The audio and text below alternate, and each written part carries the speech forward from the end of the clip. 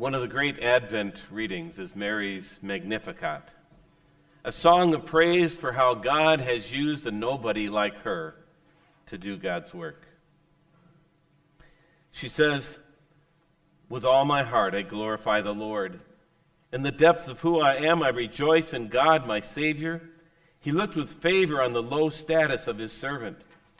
Look, from now on everyone will consider me highly favored, because the Mighty One has done great things for me. Holy is his name. He shows mercy to everyone, from one generation to the next, who honors him as God. He has shown strength with his arm. He has scattered those with arrogant thoughts and proud inclinations. He has pulled the powerful down from their thrones and lifted up the lowly. He's filled the hungry with good things and sent the rich away empty-handed.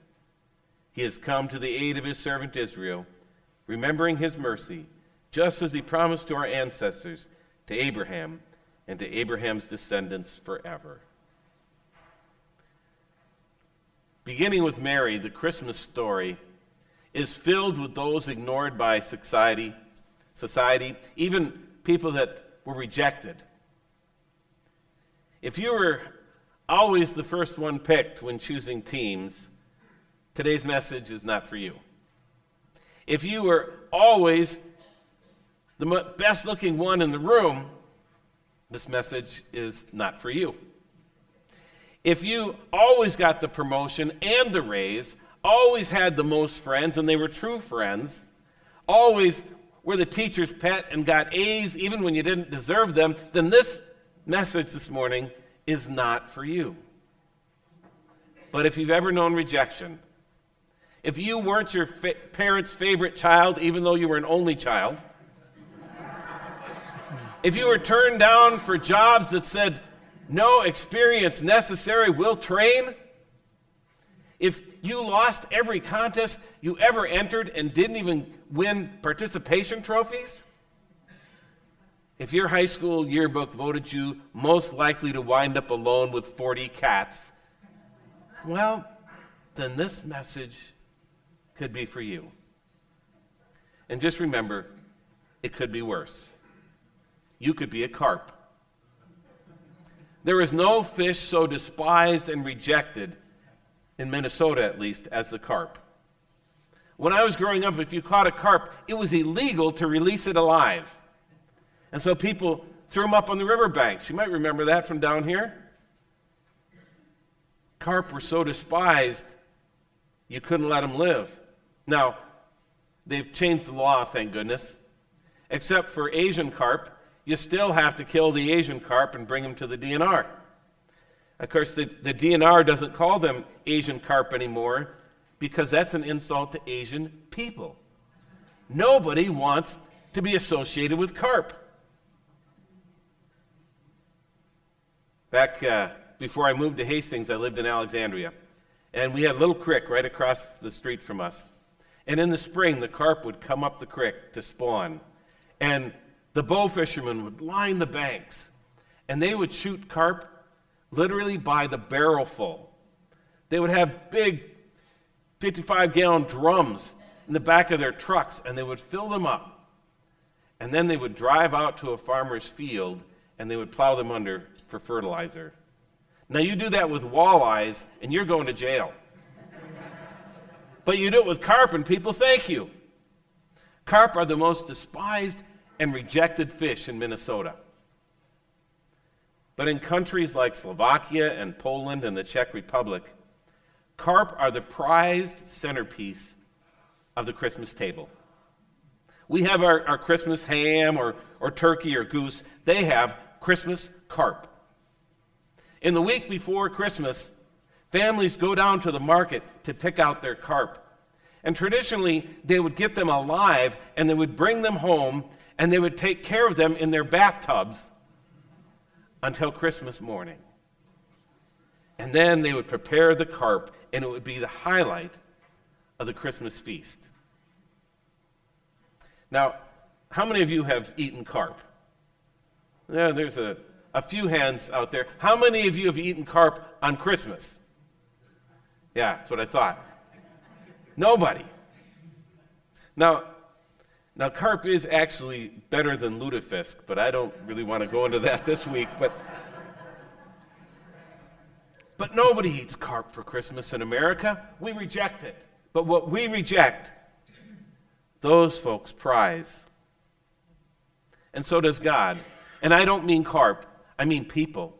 The Christmas story is full of despised and rejected people who are prized by God and are key to what God is doing in the world. Like Mary. Before she was the Virgin Mary, she was that girl from the neighborhood who got knocked up by God knows who. She was just a lowly peasant girl. Never picked first. Actually, not ever picked at all. She was rejected even by her fiance, Joseph, who was really no prize at all himself because he was just a common laborer trying to scratch out a living in that backwater town of Nazareth. And everyone knows that nothing good has ever come out of Nazareth. At least that's what Nathanael tells Philip in the Gospel of John. It isn't fake modesty when Mary acts so surprised that God should pick her and look with favor on her low status. She was a nothing. She was a nobody. A girl used to not being picked. Maybe a girl like you. And then God picked her to be the mother of Jesus. It's no different with the shepherds.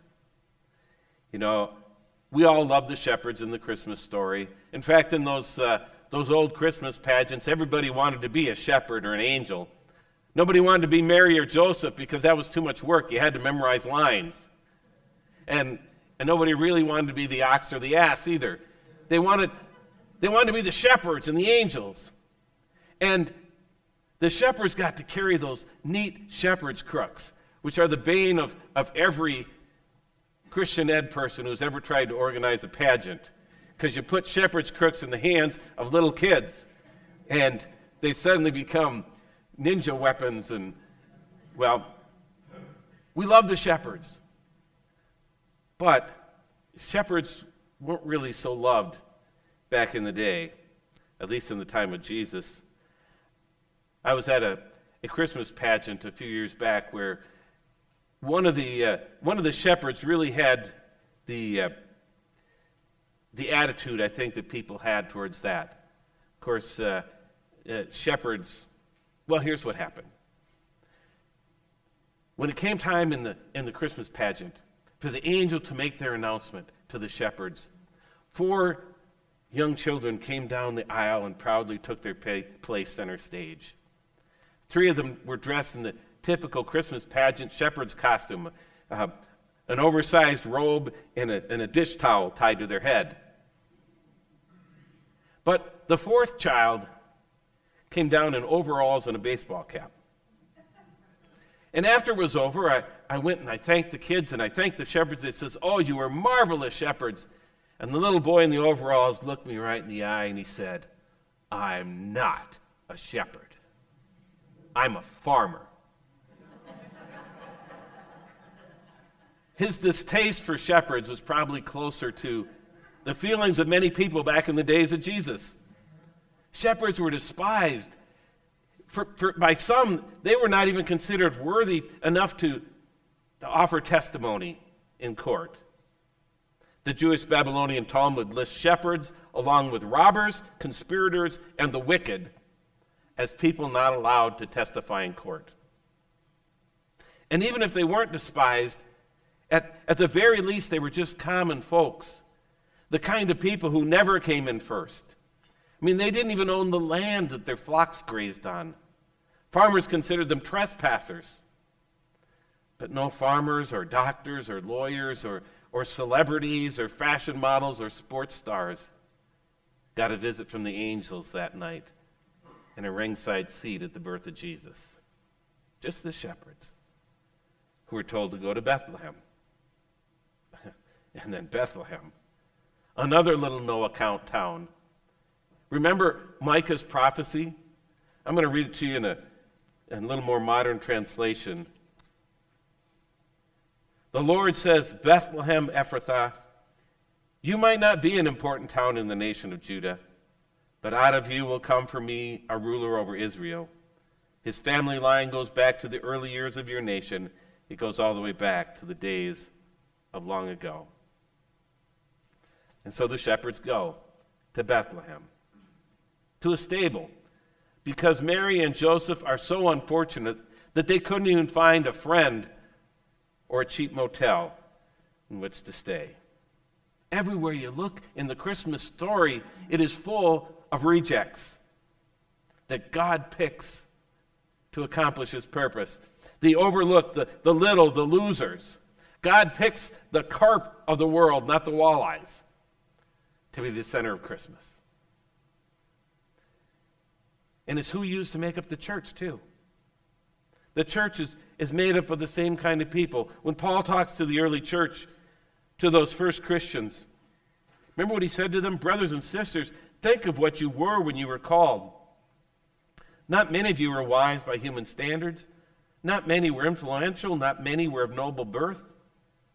But God chose the foolish things of the world to shame the wise. God chose the weak things of the world to shame the strong. God chose lowly things of this world and the despised things, the things that are nothing, to nullify the things that are, so that no one may boast before him. It's because of him that you are in Christ Jesus, who has become for us wisdom from God, that is our righteousness, holiness, and redemption. Therefore, as it is written, let the one who boasts, boast in the Lord." If you've ever felt rejected, ever felt like nothing, weak, left out, overlooked, even a loser sometimes, you're in good company, because the church has always been full of people like that, because that's who God chooses to work through. Christmas is for the Marys and the Josephs and the shepherds and the little towns of Bethlehem. Christmas is for you and me, for everyone who wasn't always picked first. Remember John's genealogy that we looked at last week? I call it a genealogy, but it goes back before creation. Remember it says, "In the beginning was the Word, and the Word was with God, and the Word was God. And the Word became flesh and dwelled among us." But a part that we didn't read from that genealogy section says this: "He came into the very world he created, but the world didn't recognize him. He came to his own people, and even they rejected him. But to all who believed in him and accepted him, he gave the right to become the children of God." Jesus was rejected by his own people. In fact, reject is one of the common names for Jesus in the Bible.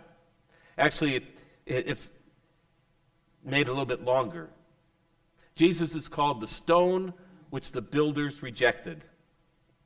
Psalm 118 says, "The stone which the builders rejected has become the cornerstone. The Lord has done this, and it's marvelous in our eyes." And Peter says that this reject stone is Jesus. He says, "As you come to him, the living stone, rejected by humans, but chosen by God and precious to him." Acts 4 also says, "Jesus is the stone you builders rejected, which has become the cornerstone." Even Jesus himself claims the title of reject. In the 21st chapter of Matthew, Jesus is talking to all the big men on campus, to the Pharisees and the leaders, the chief priests there at the temple. These are the people that were winners. Everyone looked up to them. Everybody praised them. And yet, Jesus tells them in Matthew 21, "Have you never read the scriptures? The stone the builders rejected has become the cornerstone. The Lord has done this, and it's marvelous in our eyes." And in Luke chapter 9, he says, "The Son of Man must suffer many things and be rejected by the elders and the chief priests and the teachers of the law, and he must be killed, and on the third day be raised to life." Even Isaiah, whose prophecies we've been reading during this Advent time. Remember him who wrote 700 years before Jesus? Even back then, Isaiah knew that the Messiah would be considered a reject. But it's this reject who will heal us. This reject who will bring us peace. Not the rich and famous, not the powerful and the praised, not the royalty, but the suffering servant who would give his life for us. Isaiah 53 says this, "Who has believed our message, and to whom has the arm of the Lord been revealed? He grew up before him like a tender shoot, like a root out of dry ground. He had no beauty or majesty to attract us to him, nothing in his appearance that we should desire him. He was despised and rejected by mankind, a man of suffering and familiar with pain. Like one from whom people hid their faces, he was despised, and we held him in low esteem. Surely he took up our pain and bore our suffering, yet we considered him punished by God, stricken by him and afflicted. But he was pierced for our transgressions. He was crushed for our iniquities. The punishment that brought us peace was on him, and by his wounds we are healed." Jesus was born to be rejected, and by his rejection saved the world. And rejection isn't something that we usually think of at Christmas time, no more than we usually think of Carp. Oh, there is one story of rejection maybe that comes up, and that's the Rudolph the Red-Nosed Reindeer song. You know, Rudolph was rejected by the other reindeer and wasn't chosen for any of the reindeer games. But Rudolph only becomes popular when the big guy realizes that he can use his superpower as a headlight to guide his sleigh. And then all those other reindeer liked him. But that's not the Christian story. The Christian story is you don't have to have a superpower. You don't have to be popular. You don't have to save the day, because we already have a Savior. And he was rejected just like we are sometimes, and even more so. He was rejected by the powerful, so much so that they nailed him to a cross. But that's why he came. That's why the shepherds and Mary and Joseph and the manger in Bethlehem and even Christmas Carp. He was pierced for our transgressions. He was crushed for our iniquities. The punishment that brought us peace was upon him. And by his wounds, we are healed. Jesus was a rejected Messiah.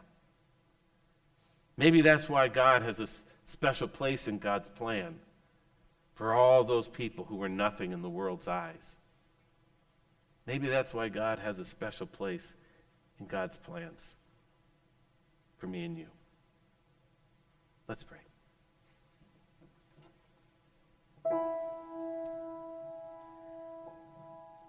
Jesus, the rejected one, the baby in a barn,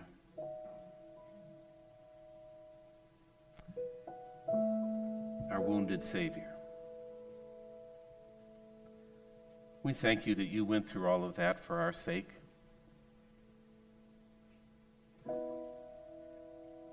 We're not the kind of people that attract a lot of attention. We don't always come out on top. Sometimes we struggle just like people in the Bible.